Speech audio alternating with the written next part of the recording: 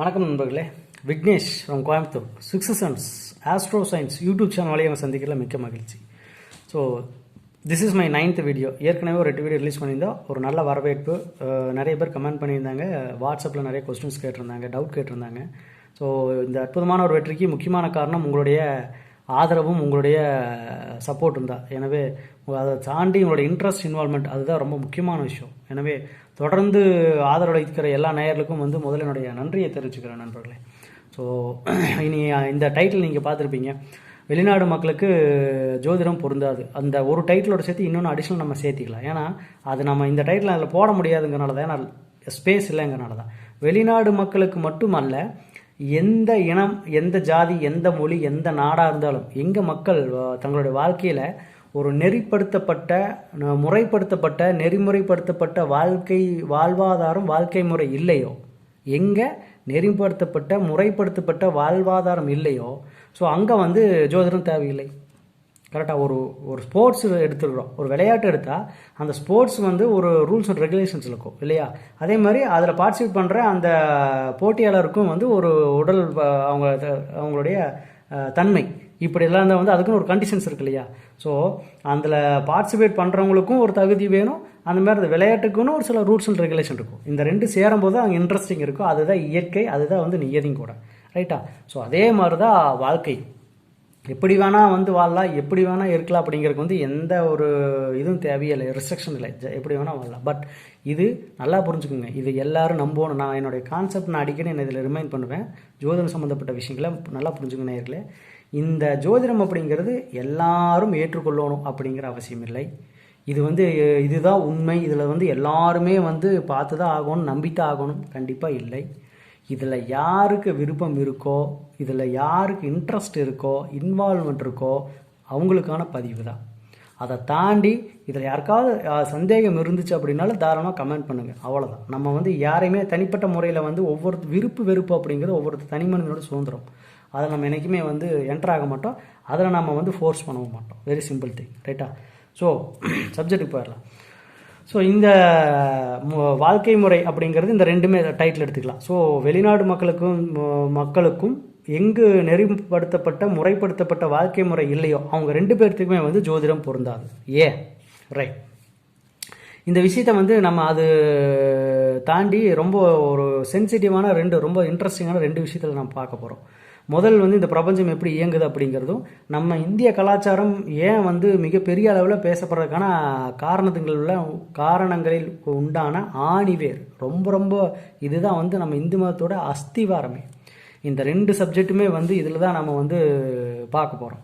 So அதுக்கும் இந்த ஜோதிடத்துக்கும் எவ்வளோ லிங்க், எப்படி கனெக்ட் ஆகுது மட்டும் பாருங்கள். ஸோ இதில் ஃபர்ஸ்ட் ஆஃப் ஆல் 2-3 விஷயங்களை முதல் விஷயம் நான் சொல்லிடுறேன்.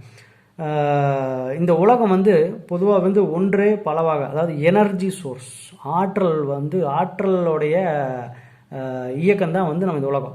ஆற்றல் தான் இந்த உலகமாக உலகத்தில் பிரபஞ்சத்தில் இயங்கிட்டு இருக்குது. எல்லாமே அண்ட சராசங்களாகட்டும், பால்வெளி மண்டலமாகட்டும், எல்லாமே இயக்கங்கள் தான், எனர்ஜி தான்.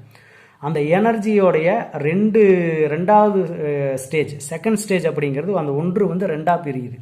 எனர்ஜி ரெண்டாக பிரியுது. Potential energy, kinetic energy. Potential energy அப்படின்னா ஆற்றல் ஒடுக்குநிலை, ஆற்றலுடைய ஒடுக்குநிலை. இப்போ நான் உங்களுக்கு புரிதலுக்கு இமேஜினேஷன் 2 டிஸ்பிளே பண்ணியிருப்பேன் பாருங்கள். இப்போ பாருங்கள், ஒரு சைக்கிள் நிற்கிற மாதிரி ஒரு பிக்சர் இருக்கும், இன்னொன்று சைக்கிள் ஓடுற மாதிரி இருக்கும். ரைட்டா? ஸோ இங்கே பொட்டன்சியல் எனர்ஜி, கைனட்டிக் எனர்ஜி அப்படிங்கிறது. பொட்டன்சியல் எனர்ஜிங்கிறது ஆற்றலுடைய ஒடுக்குநிலை, சைக்கிளில் நிற்கிறது. கைனட்டிக் எனர்ஜி அப்படிங்கிறது ஆற்றலுடைய இயக்க நிலை, அது சைக்கிள் ஓட்டுற மாதிரி. ரைட்டா? இப்போ இந்த ரெண்டுக்கு உண்டான இதுக்கான விளக்கம் உங்களுக்கு ஓரளவுக்கு பிக்சர் மூலமாக புரிஞ்சிருக்குன்னு நினைக்கிறேன். இதுதான் கான்செப்ட். அடுத்து மூணாவது 3D டைமென்ஷன். இந்த அந்த பிரபஞ்சம் பிரிஞ்சு மூன்றாவது 3D டைமென்ஷனில் முப்பரிமாணத்தில் இயங்குது. அது ஏற்கனவே நான் உங்கள்கிட்ட சொல்லியிருந்தேன். ஆண் பெண் மூன்றாம் பாலினம், electron, proton, neutron, positive, negative, neutral, அதே மாதிரி மேடு, பள்ளம், சமதளம். அதே மாதிரி நம்மளுடைய மனதில் இயங்குகின்ற மனதின் தன்மைகள் கூட, தமோ குணம், ரஜோகுணம், சத்வகுணம். அதேமாதிரி mind, conscious mind, subconscious mind, super conscious mind. இந்த மாதிரி நிறையா விஷயங்கள் நம்ம உதாரணம் கொடுக்கலாம். அப்போ இந்த உலகமே 3D டைமென்ஷன் தான் இயங்கிட்டு இருக்குது. ரைட்? ஸோ இந்த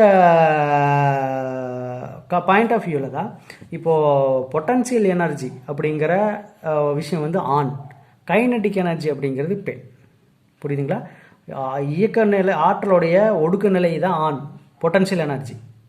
அதாவது சிவனேன்னு இருக்கிறான்னு சொல்ல முடியாது. இன்னும் எக்ஸாம்பிள் சொல்லணும், சிவனேன்னு இருக்கிற சிவனுடைய கான்செப்ட்னா எப்பவுமே வந்து தியான நிலை இருப்பார். உங்களோட புரிதலுக்காக சொல்கிறேன். சொல்லப்போனால் அதுவும் கூட ஒரு வகையில் இதுதான் உங்களுக்கு ஈஸியாக இருக்கும் அண்டர்ஸ்டாண்ட் பண்ணிக்கிறேன். அப்போது சிவன் வந்து பொட்டன்ஷியல் எனர்ஜி எப்பவுமே வந்து தியானத்தில் இருப்பார். கைனடிக் எனர்ஜி அப்படிங்கிறது இயங்கிட்டே இருக்குது. தட் இஸ் கால் பெண்கள். பெண்கள் வந்து என்றைக்குமே கைனடிக் எனர்ஜி, ரைட்டா? ஸோ இங்கே இந்த ரெண்டு எனர்ஜியோடைய காம்பினேஷனுடைய ரேஷியோ லெவல் புரியுதுங்களா? That is call marriage life. இந்த ரெண்டு எனர்ஜியோடைய காம்பினேஷன் உடைய ரேஷியோ லெவல் எத்தனை பர்சன்டேஜ் ஆஃப் பாசிட்டிவ் நெகட்டிவ், இந்த ரெண்டு காம்பினேஷனுடைய ரேஷியோ லெவலை பொறுத்து தான் நம்ம கர்ம வினை தான் இதில் வேலை செய்யும்.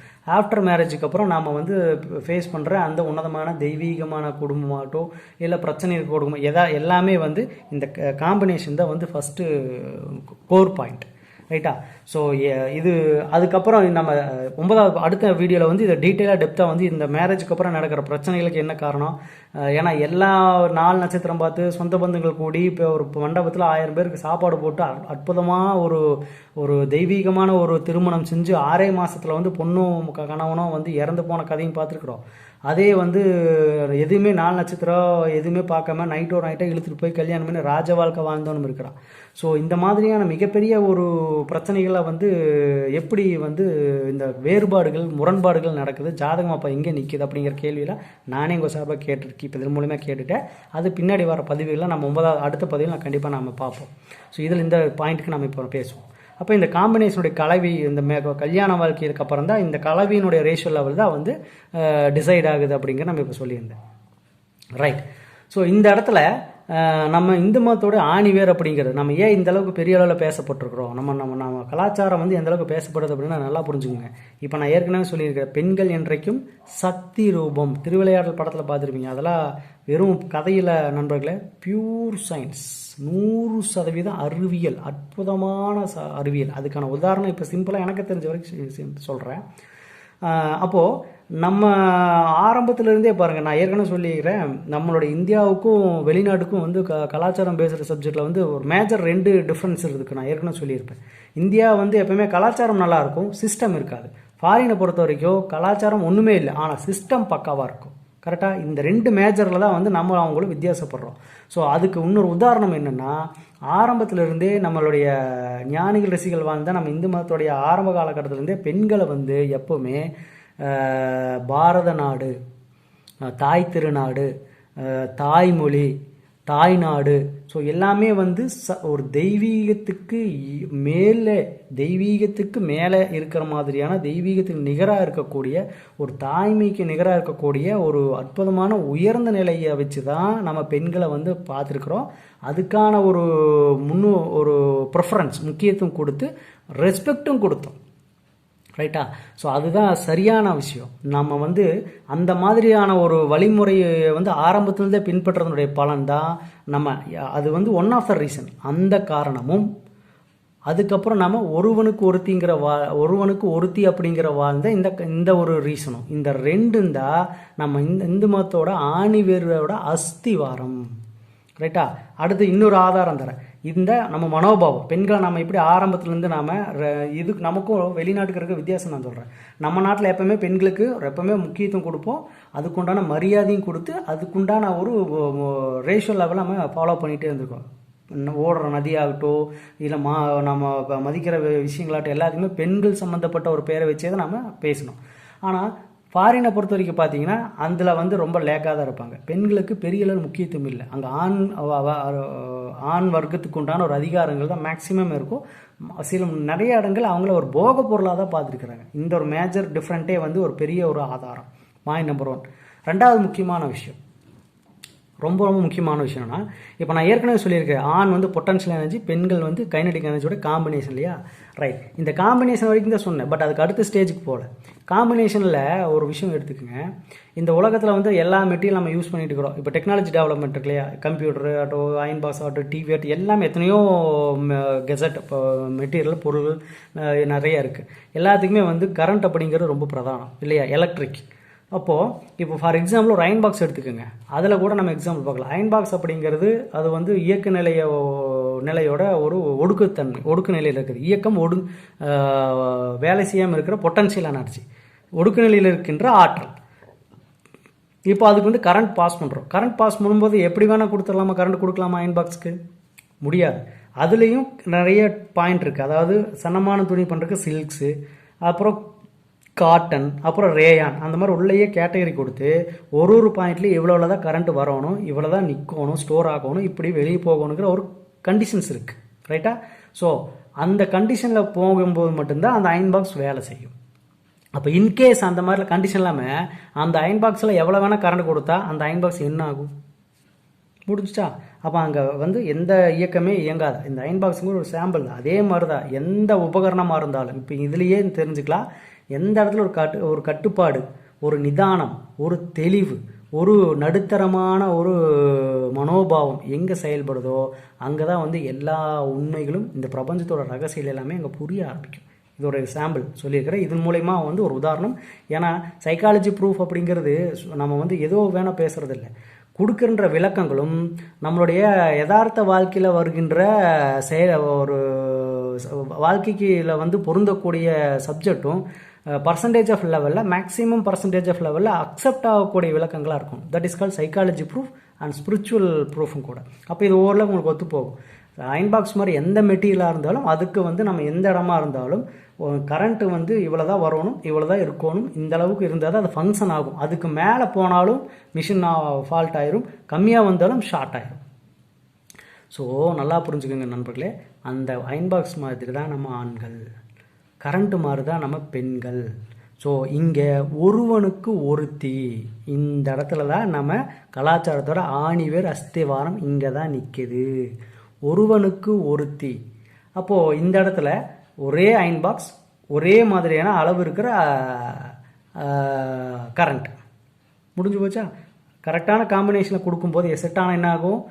அயன் பாக்ஸும் லைஃப் லாங் வரும். அதன் மூலயமா நம்ம யூஸ் பண்ணுற விஷயங்களை நம்ம யூஸ் பண்ணிக்கலாம். லைஃபை ஹாப்பியாக போகும். கரெக்டாக? இது இந்த பக்கம் வந்துட்டோம். இதே ஆப்போசிட்டில் ஃபாரினில் என்ன பண்ணுறான்? அயன் பாக்ஸ் இருக்குது, ஆனால் கரண்ட் மட்டும் அடிக்கடி வோல்டேஜ் மாத்திரான், உள்ளே வர கரண்ட்டோடைய சிஸ்டத்தை மாத்திரான், உள்ளே வர மெட்டீரியலை மாத்திரான். மெயினாக வந்து கரண்ட்டில் வரக்கூடிய விஷயத்தை அடிக்கடி மாத்திரா அப்படின்னா அயன் பாக்ஸ் என்ன ஆகும்? பிடுங்கி போயிடுமா? அவ்வளோதான் விஷயம். அதனால தான் அங்கே கலாச்சாரம் இங்கே இன்னும் வளரல. இதுதான் வந்து முக்கியமான கான்செப்ட். அப்போது எந்த மனிதராக இருந்தாலும், எந்த இனம், ஜாதி, எந்த நாடாக இருந்தாலும் அது விஷயம் இல்லை நண்பர்களே. சரியான நெறிப்படுத்தப்பட்ட, முறைப்படுத்தப்பட்ட வாழ்வாதாரம் எங்கே இருக்கோ அங்கே இந்த ஜோதிடம் கண்டிப்பாக வேலை செய்யும். அங்கே அப்படிப்பட்ட ஆட்களுக்கு தான் இது தேவை. எங்கே வந்து நெறிமுறைப்படுத்தப்படாத, ஒரு சரியான முறைப்படுத்தப்படாத வாழ்க்கை யார் வாழ்கிறாங்களோ அவங்களுக்கு ஜாதகம் தேவையே இல்லை, ஜோதிடம் வேலை செய்யாது, ஜோதிடம் தேவையே இல்லை. இதுதான் கான்செப்ட் நண்பர்களே. ஸோ இந்த காரணத்தினால தான் வந்து ஏன்னா ஃபாரினை பொறுத்த வரைக்கும் இந்த நெறிமுறைப்படுத்தப்பட்ட வாழ்க்கைங்கிறது ஃபாரினில் எப்பவுமே, ஏன்னா நம்ம தான் வந்து, ஏன்னா கல்யாணத்துக்கு முன்னாடியே வந்து பெண்ணை பெற்றவங்களும் சரி, மாப்பிள்ளை பெற்றவங்களுமே சொல்லி கொடுத்து அவங்களும் சப்போர்ட் பண்ணி நம்மளுடைய லாங் டைமாக வாழ்கிறதுக்கான விஷயங்கள் இதுலேருந்து ஆரம்பிக்கிறோம். அதனால தான் நமக்கு சகிப்புத்தன்மை, பொறுமை, இந்த மாதிரியான விஷயங்களை வந்து நம்ம என்றைக்குமே வந்து மேக்ஸிமம் ரேஷியோ லெவலில் ஃபாலோ பண்ணுறோம். பட் ஃபாரினை பொறுத்த வரைக்கும் அவங்க 5 வருஷம், அதிகபட்சமாக 6 வருஷம், இல்லை இப்போ தான் ஒரு 10 வருஷம் வரைக்கும் வாழ்கிறாங்க. எனக்கு தெரிஞ்சு நான் டேட்டா பேஸ் நீங்களே வேணும் விசாரிச்சு பாருங்கள். ஏன்னா அமெரிக்காவில் நிறைய தெரிஞ்சவங்களும் இருக்கிறாங்க. ஸோ இது மட்டும் இல்லை, ஆரம்பத்துலேருந்தே அவங்களோட சிஸ்டம் அதிகபட்சமாக 5 வருஷம் ஒரு ஆணும் பெண்ணும் வாழ்கிறாங்க அப்படின்னா அவங்களுக்குள்ள அந்த மிஸ் அண்டர்ஸ்டாண்டிங் வந்து ஒரு லெவலுக்கு மேலே போகுது அப்படின்னா மீச்சுவலாக பிரிஞ்சுட்டு ஒரு 2 வருஷம் கழிச்சு மறுபடியும் அவங்கவுங்க அடுத்த மேரேஜுக்கு போயிடுறாங்க. இப்போ 3வது ரீசன், நான் இதையும் சொல்லணும்னு தான் மறைச்சிட்டேன். 3வது முக்கியமான ரீசன். ஸோ ஏன் தேவையில்லை வெள்ளைக்கார், அதாவது ஃபாரினில் இருக்கிறவங்களுக்கு ஏன் தேவையில்லை அப்படிங்கிறதுல 3வதுக்கான ரீசன். 5 வருஷத்துக்கு ஒருக்கா வாழ்க்கையை வாழ்கிற மாதிரி இருந்தால், 5 வருஷத்துக்கு ஒருக்கா திருமணம் பண்ணுற மாதிரி இருந்தால் தேவையே இல்லை. நானே சொல்கிறேன், ஜாதகமே பார்க்க வேண்டாம். ஏன்னா நம்ம செலக்ட் பண்ணிட்டு போயிட்டே இருக்கிறோமே. ஸோ எங்கே கட்டுப்பாடு இருக்கோ, எந்த ஒரு ஸ்போர்ட்ஸ்ன்னு இருந்தால் அதுக்குன்னு ஒரு கட்டுப்பாடு இருக்கும், அதில் பார்ட்டிசிபேட் பண்ணுறவனுக்கு ஒரு தகுதி இருக்கும். கரெக்டாக தானே? அதுதான் சயின்ஸ், அதுதான் வந்து இயற்கை. ஸோ அதே மாதிரி தான் வாழ்க்கையும். ஸோ ஒரு விளையாட்டில் வந்து எந்த ரூல்ஸும் இல்லை, அதில் பார்ட்டிசிபேட் பண்ணுறவனுக்கு எந்த ஒரு கண்டிஷனும் தேவையில்லை அப்படின்னா அங்கே ஒன்றுமே இல்லைன்னு அர்த்தம். ரைட்டா? ஸோ இப்போ ஓரளவுக்கு புரிஞ்சுப்பீங்கன்னு நினைக்கிறேன். எனவே நீ அடுத்த வர தலைப்புலலாம் இனி வந்து இந்த மாதிரி ரொம்ப சென்சிட்டிவான ரொம்ப இன்ட்ரெஸ்டிங்கான விஷயங்கள் நிறையா இருக்குது. அதில் ஃபஸ்ட்டு வந்து மேரேஜுக்கு அப்புறம் ஏன் மேரேஜ் ஃபெயிலியர் ஆகுது, பொருத்தங்கள் பார்த்து எத்தனையோ ஃபெயிலியர் ஆகுது, பொருத்தத்துலேயே நிறைய விஷயங்கள் இருக்குது, பொருத்தத்துலேயே இன்னும் ஜோதிடர்களுக்கே தெரியாத நிறைய சூட்சமங்கள் இருக்குது. ஸோ இந்த மாதிரிலாம் ஒரு விஷயத்துலையுமே வந்து டீப் அண்ட் டெப்த்தாக நிறைய அனலைஸ் பண்ண போகிறோம். எனவே வாய்ப்பளித்த நண்பர்கள் அனைவருக்கும் நன்றி. வாழ்க வளமுடன்.